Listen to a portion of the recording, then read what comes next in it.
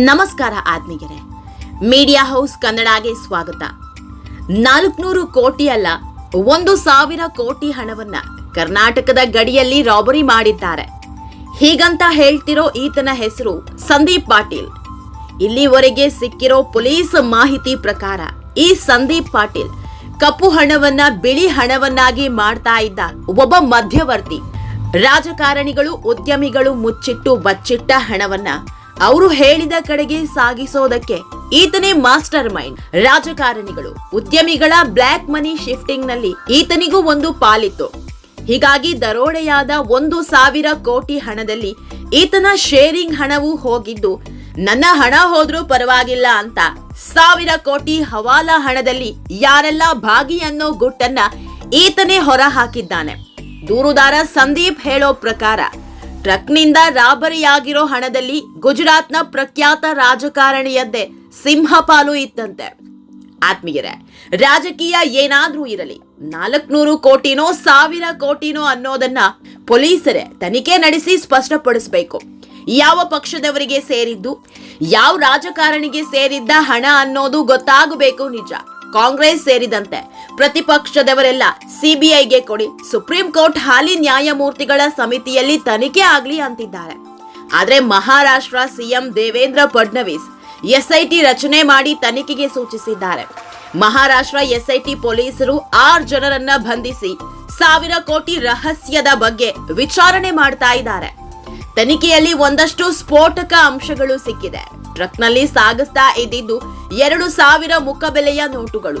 ಮಹಾರಾಷ್ಟ್ರದಿಂದ ಗೋವಾ ಕರ್ನಾಟಕ ಮಾರ್ಗದಲ್ಲಿ ಸಾಗಾಟ ಮಾಡ್ತಾ ಇದ್ರು. ಟ್ರಕ್ಗೆ GPS ಅಳವಡಿಸಿ ಎಲ್ಲೆಲ್ಲಿ ಹೋಗ್ತಾ ಇದ್ದ ಅಂತ ಪರಿಶೀಲನೆ ಕೂಡ ಮಾಡ್ತಿದ್ರಂತೆ.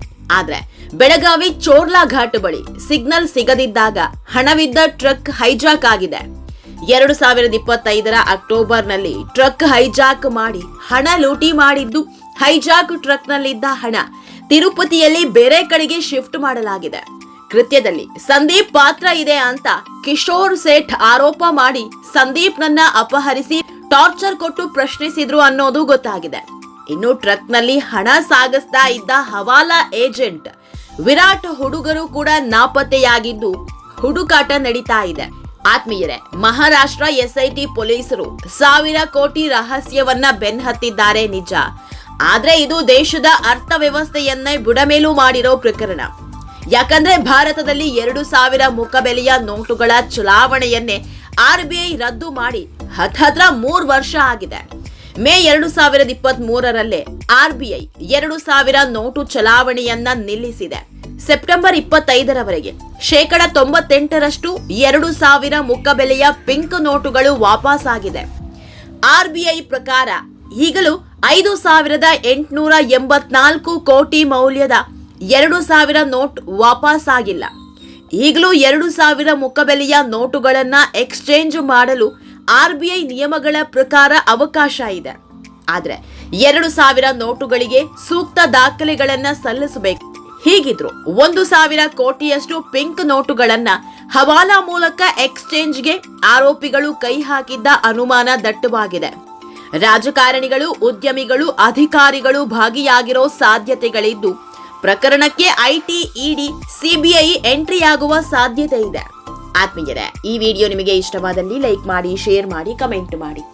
ಇನ್ನೂ ನಮ್ಮ ಚಾನೆಲ್ನ ಸಬ್ಸ್ಕ್ರೈಬ್ ಮಾಡಿಲ್ಲ ಅಂದ್ರೆ ಮಿಸ್ ಮಾಡಬೇಡಿ, ಈಗಲೇ ಸಬ್ಸ್ಕ್ರೈಬ್ ಮಾಡಿ.